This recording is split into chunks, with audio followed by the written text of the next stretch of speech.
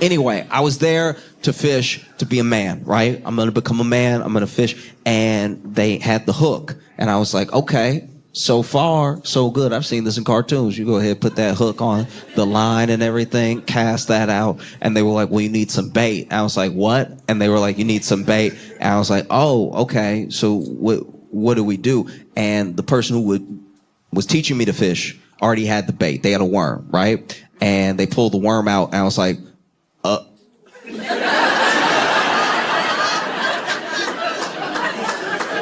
what does that have to do with anything? I feel like you mixing activities right now. Like, that's very weird that you would bring worms to fish. And then he was like, no, the fish is gonna go for the worm. Like the worm is the bait that the fish that's what we'll use to catch it. He was like blown away that I didn't understand this concept. He was like, he had to describe it so many times he started saying it wrong. He was like, yeah, because the worm wants fish. The fish will want the hook if the worm has it. And so then this dude is trying to explain to me, and I was like, I don't know. I know it's insane, but when you're young, you don't always assume you don't know. You just take logic as it stands in your mind. And so when he was like, we're gonna put the worm on the hook so that when we throw it out, the fish will. I was like, I don't think that's gonna work. Look, no, this is my opinion. I don't think this is gonna work because the worm, where'd you get the worm from? And he was like, oh, I got it from my property. Like I dug up some earthworms and everything. I was like, oh, okay. So not the water, like not the. No, I'm just saying, like the fish will probably see the worm and be like, you drowning, dog? We have never met before. I don't think the fish is gonna be like, ooh, delicious.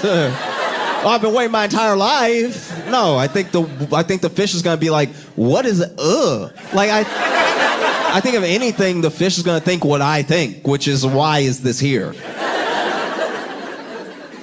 And as any good mentor does, he was incredibly patient. He was like, look, just trust me, it's gonna work. This is how you do it. And I was like, okay, all right, I've never been fishing. You fish. Let's do it your way. And so he put the fish on his hook, and I did not have the stomach for that. I even as he was doing it, I was like, oh, it kind of seemed like you hurting him.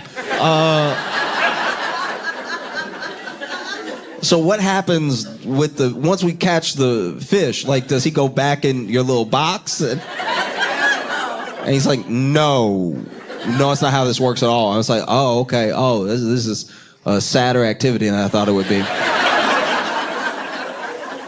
I used to love those like viral videos of things that were happening on Spirit Airlines. Like, I don't know if y'all remember the possum.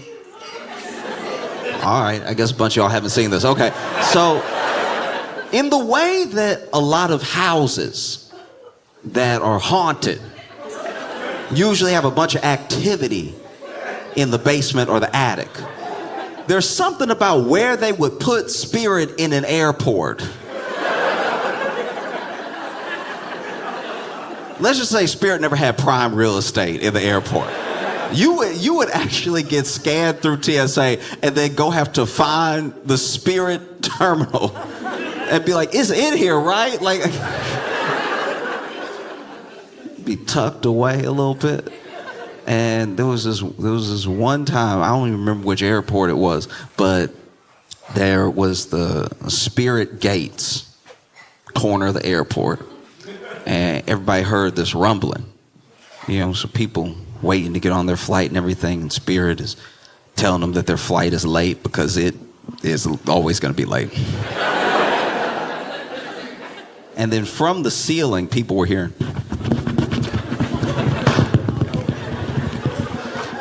It's one thing to hear noises in a wall. A wall's already terrifying. You could be squirrels, could be a bird in there, nobody know. The ceiling, if I hear noises above me, I have to leave. And then, out of nowhere, a couple tiles fall from the roof, and a possum falls out of the ceiling, holding on to one cord, trying to gain some leverage back. It's holding on like this.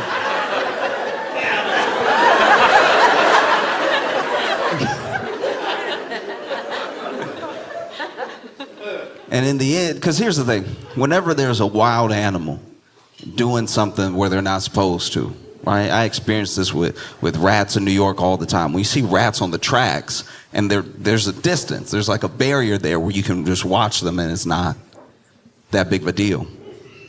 When you see the possum hanging from what probably are some pretty important wires.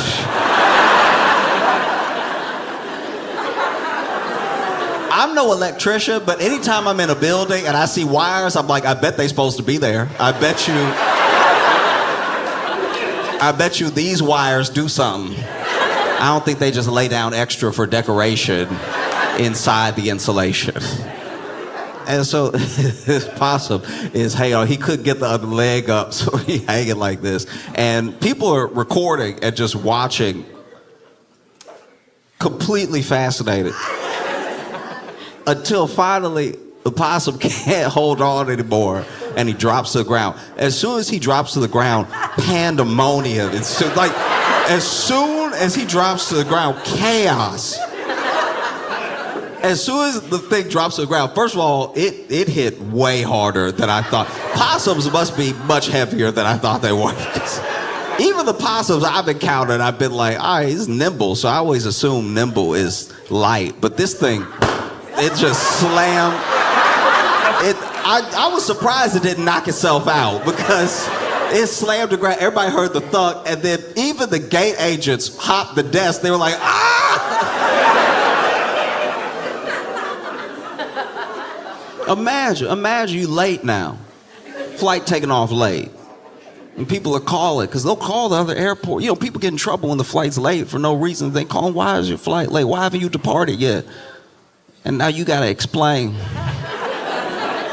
that there's a possum wreaking havoc at gate 47. We don't know where he is right now, all right? He could be anywhere. He could be behind us right now. And look, this is the other thing too. We can't discount how filters make us feel, how social makes us feel, and that goes for all of us, and how much we see ourselves more than our grandparents saw themselves, especially more than our great-grandparents saw themselves. Like, mirrors had been invented. But you didn't really see yourself 24/7 like you're capable of now. Like our great-grandparents didn't have a phone to try to take a picture of their friend that they lifted up, that the phone then betrayed them and was on selfie mode, way too close to their face. So close to their face. No one should have to see their face that close. That's not how we were made. Even when you look in the mirror, you don't go nose to nose with the mirror. No one should see us that close. I feel like that thing, when you're this close, this is crazy. I once opened my phone, went to take a picture of my friend, and scared myself. Because I wasn't expecting to see me. I had already imagined what the picture would look like. So when I saw me, I was like, oh, geez. And then I realized that this close,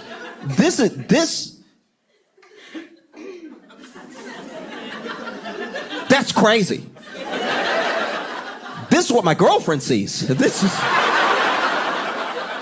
That's insane.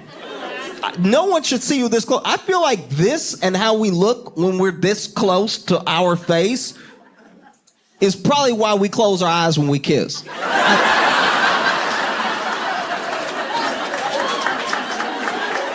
I'm like almost positive that no, I think if you went to kiss, open eyes,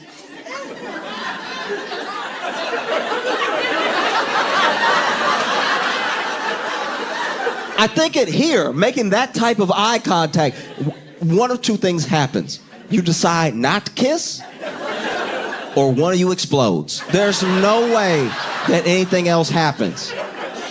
I had a hard time in lockdown.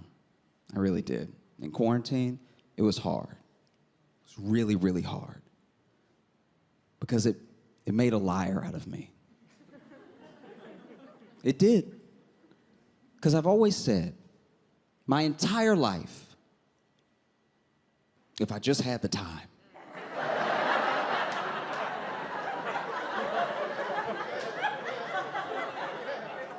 Oh, if I had the time, I'd learn another language. I'd get ripped. I'd learn how to build a house. Turns out, if you lock me in my room for 9 months, I won't do any of those things.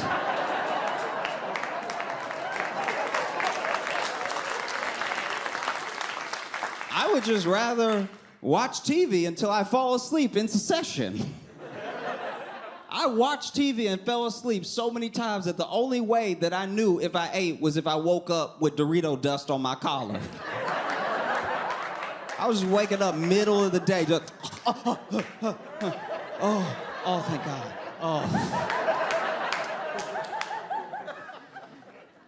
That became my life. My life just became screens, nonstop. It was either my phone or my computer or my TV, nonstop. I was either on the internet or I was watching something, and it got to be a lot. It got to the point where I knew I needed to take a break, you know? So I decided to do it. I put everything down, I turned everything off, and I just sat in my room, and I would just sit and I would think. Just try to be alone with myself in a quiet place, like suss myself out, get to know what I'm really about in here. And that was a terrible mistake. It was one of the dumbest things I've ever done in my life. First of all, I'm just sitting thinking. I'm not thinking after reading. I'm just thinking raw-ass thoughts. These aren't good thoughts. These are just things I normally be too distracted by TV to think. And they were real dumb. And that was heartbreaking. It was. I always thought if I just sat and thought, I'd come up with a theory or something. And I was just sitting there like, oh my God, all of these things are dumb. Am I dumb? Is this how dumb people find out?